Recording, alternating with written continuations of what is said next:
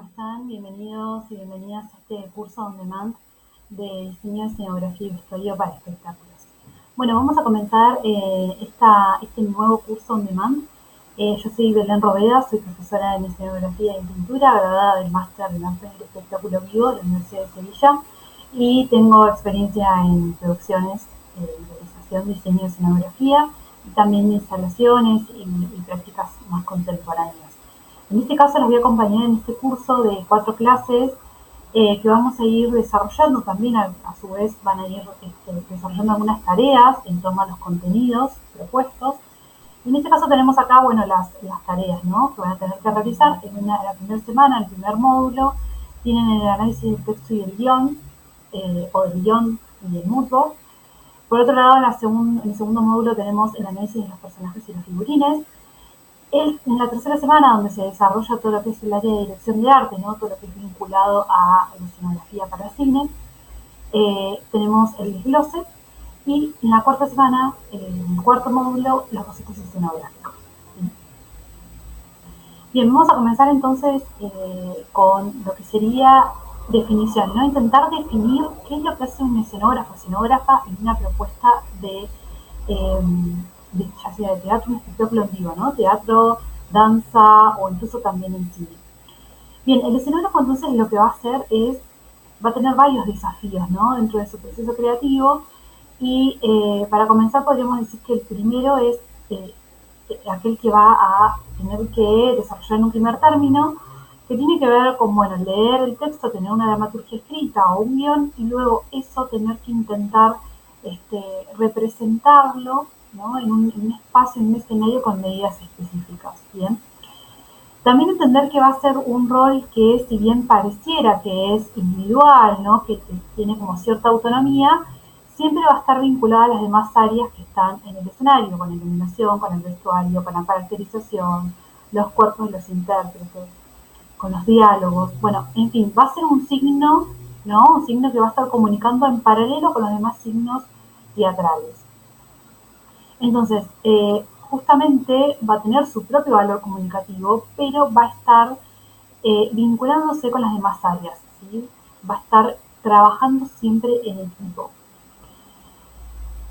Entonces la escenografía va a comunicar porque va a ser vista por el espectador, ¿no?, por el diálogo con los demás signos, con el desarrollo, con la iluminación, con todos los signos del escenario, y va a tener su propio valor comunicativo, es decir, que va a estar comunicando, va a estar dando mensajes, ¿no?, al espectador, y esos mensajes justamente están, digamos, desarrollados, ¿no?, a partir de la elección de la propuesta estética, del color, de las formas, de las materialidades, de las texturas, ¿no?, de la forma de componer también en el espacio.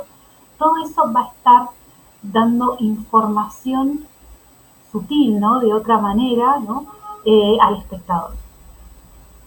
Entonces, en la escenografía actual, ¿no?, podríamos decir que hay diferentes tipos de espectáculos, ¿no?, donde se intervienen diferentes espacios, incluso escenografías que tienen tintes más bien no convencionales, ¿no?, que ofrecen diferentes puntos de vista. Digamos, hoy en día realmente podemos encontrar escenografía en espectáculos, en eventos, en recitales, en espacios no convencionales, como les decía recién,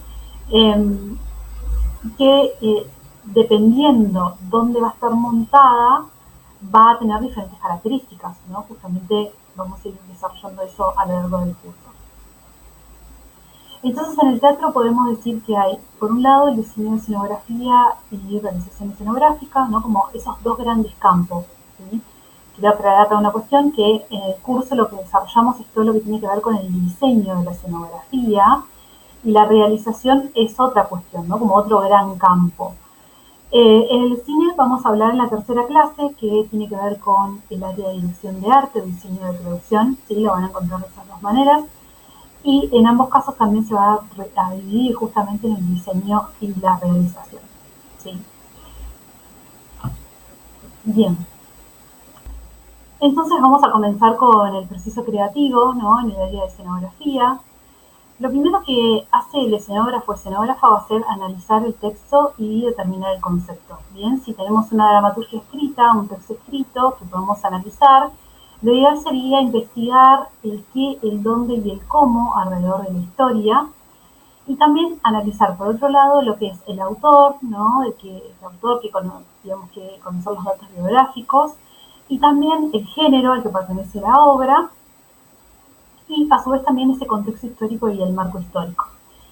Bien, quiero aclarar también que justamente al hablar de espectáculos que tal vez no tengan una dramaturgia escrita, siempre hay un punto de partida, ¿no? Por ejemplo, si tenemos que hacer una escenografía para danza, tal vez el punto de partida sea eh, una coreografía, o si es un recital, un musical, una partitura, una letra. Siempre hay un punto de partida en el cual podemos comenzar a pensar en el diseño escenográfico. Aquí lo que les voy a mostrar en el curso va a ser un proceso creativo tradicional, ¿sí? Luego al final vamos a aclarar cuáles son los procesos creativos, pero justamente el proceso creativo tradicional se enmarca en un proceso, no vale la redundancia, de etapas que finalizan con un estreno.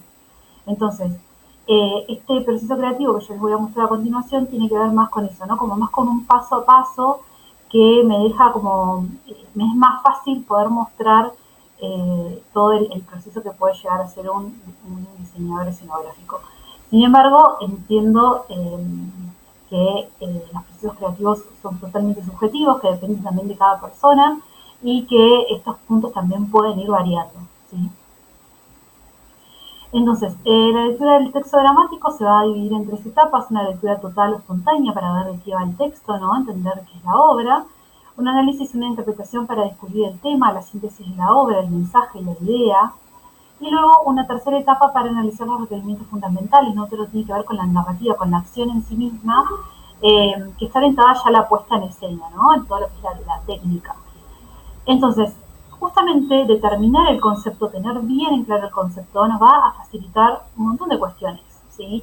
Determinar el concepto que en realidad también, digo, esto al charlarlo y al conversarlo en equipo, el concepto va a salir también a partir de la idea del director, directora, bueno, va a tener que ver con también todas las personas que están involucradas, ¿no? De cómo se trabaja el concepto de una obra, pero también esto tiene que ver con luego tomar decisiones estéticas, ¿no? Porque justamente tener bien en claro cuál es el concepto, después va a ayudar a concretar más rápidamente todas las decisiones de, bueno, de lo que son las materialidades, las texturas, las formas, la paleta de color, ¿sí? Todo eso se va a traducir justamente en esa toma de decisión.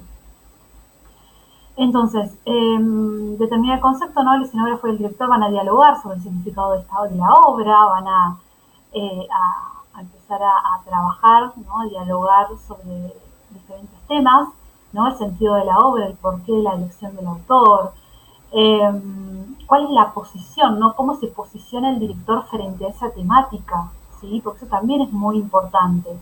El mensaje que se quiere transmitir. Luego también lo que es el sentido y la mecánica de la puesta, ¿no? La dinámica actoral, qué es lo que necesita también la dinámica actoral en ese espacio para que funcione bien la escenografía, ¿no? Todo eso se empieza a tener en cuenta en esta primera etapa. Luego, pasando a una etapa 2, tenemos el mood board, ¿sí? El mood board va a tener que ver justamente con una herramienta que va a servir, es una placa de inspiración, podríamos decir, ¿no? Y este mood board lo que va a tener es varias imágenes que nos van a ir acercando un poquitito más a nuestra idea plástica y visual, ¿sí? Es decir, nosotros en un primer momento, cuando empezamos a analizar el texto, y se empiezan a desprender ciertas imágenes en nuestra cabeza, ¿no? Empiezan como a, bueno, empezamos a tener ideas, como ciertas ideas que pueden ser ideales para los personajes, para los espacios que tenemos que diseñar. Entonces el mood board viene un poco a aclarar eso, ¿no? Viene como a traer un poco de, sea un poco más concreto en relación a esas ideas que van apareciendo. Sobre todo también porque hay que entender que al trabajar en equipo es mejor, justamente al construir imágenes, ¿no? Es mejor trabajar con imágenes, dialogar con imágenes con otra persona, porque a veces llegamos como a términos medios de no poder entendernos, ¿no? Con las palabras palabras a veces no son suficientes para comunicar la imagen. Entonces, bueno, comenzamos, esta es una etapa de inspiración, una etapa de investigación, de poder inspirarnos, ya sea en películas, en obras, en otras obras de teatro, en pintura, en danza, en, bueno, fotografía, ilustración. Todo lo que ustedes se imaginen, es una etapa, ¿no?, de pura inspiración. Entonces, una vez que nosotros empezamos a buscar esas imágenes, esas posibles imágenes, lo que vamos haciendo es una placa. ¿Sí? Esta placa de inspiración, este mood board, tiene en general como alrededor de 10, 15 imágenes como mucho, y lo que va a tener no es concretamente cómo van a ser los espacios, sino que, como les digo, van a ser referencias, van a ser inspiraciones. Entonces nos van a acercar un poquitito a esta idea estética, ¿no? Va a tener una cierta paleta de color, va a tener cierto estilo, tal vez del mobiliario, de la utilería, de la propuesta tal vez de vestuario, ¿no?, de las texturas. Entonces todas esas cuestiones vienen como a aclarar, ¿no? Aclarar nuestra mente y también poder comunicarlas al equipo, sobre todo. También en esta placa de inspiración puede aparecer, por ejemplo, las palabras claves, ¿sí? Esas palabras claves que aparecían en el análisis del texto, ¿no?, con el concepto y toda esta cuestión, pueden aparecer también en el mood board. Bien. Una vez entonces que el mood board ya se concreta, ¿no?, como digamos, de alguna manera nosotros podemos comunicar, ¿no?, a partir de esta placa de inspiración, comenzamos con el primer boceto escenográfico. El primer boceto escenográfico es muy simple, ¿sí? Los que les voy a mostrar acá son, en general, bastante técnicas tradicionales, porque son, la verdad es que yo soy un poco de la vieja escuela, ¿no?, me gusta mucho el dibujo, también por mi formación, pero no quiero limitarlos al momento de pensar en la técnica, ¿sí? En pensar en cómo pueden plantear estos primeros bocetos. Puede ser con collage tradicional, digital, el programa que ustedes utilicen, Photoshop, Illustrator, lo que sea, ¿sí? Siempre y cuando nos podamos seguir avanzando en lo que es el proceso creativo y podamos mostrar nuestra idea de la mejor manera, ¿no? Bueno, entonces, volviendo un poco a esto del primer boceto, esto tiene que ver con estos primeros bocetos que en general son muy simples, ¿no?, que son bocetos en línea, que nos van mostrando de a poco cuál es nuestra idea.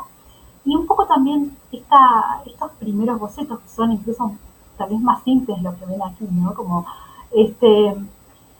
lo ideal es que sea como una etapa también para descartar ideas, ¿no? Porque a veces uno piensa que una primera idea es espectacular y resulta que después cuando la vamos desarrollando un poco, tal vez no sea tan espectacular como pensamos, ¿no? Entonces, viene un poco también a eso, ¿no? Como a que realmente sea un proceso.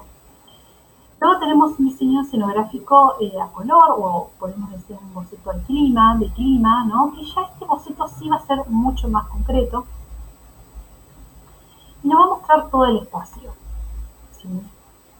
Es decir, nos va a mostrar el boceto escenográfico, nos tiene que mostrar de manera general, de frente, cómo está la organización del espacio escénico, cómo están todos los elementos escenográficos vinculándose. También tiene que llevar color, con lo cual la paleta cromática ya tiene que estar resuelta, ¿no?, para poder aplicarla bien al boceto. Y también este boceto tiene que ser a escala, ¿bien? Es decir, puede ser con la perspectiva cónica, ¿no?, con la grilla, que tienen en el Classroom unos videos como para poder realizarla ya sea a mano o también con Photoshop, ¿no?, unos apuntes también para hacerlo en Photoshop. Entonces, esta grilla, ¿no?, nos va a ir mostrando estas cuestiones, ¿no?, como el boceto ya a escala, con las medidas específicas, cómo está funcionando este boceto escenográfico en un escenario, ¿no?, con las medidas que tiene ese escenario.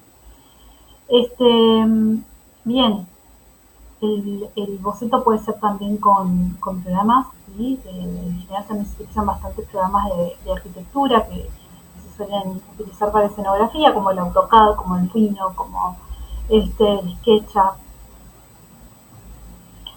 Y luego tenemos la documentación técnica, ¿sí? La documentación técnica que viene un poco también a aclarar va a estar relacionada con los bocetos escenográficos, ¿sí? Justamente parte de esto, ¿no? De estos dos grandes grupos, como les decía en el inicio, que tenemos por un lado el diseño escenográfico y por otro lado lo que es la realización, la documentación técnica viene a aclarar con esta carpeta, esta carpeta que tiene diferentes planos, ¿no? Tiene distintas funciones prácticas, ¿sí? Por un lado, tiene que mostrar las plantas, los cortes, las geometrales, lo que son todos los planos constructivos, ¿no? Los piezas constructivos de carpintería, de herrería, de utilería, ¿sí? Eh, justamente lo importante de este material, de esta documentación técnica, es para que el taller de realización pueda realizar todos esos elementos escenográficos con esas medidas específicas y que luego entren y funcionen bien en un escenario específico, ¿sí? Por eso es tan importante. Tenemos entonces los destiesos,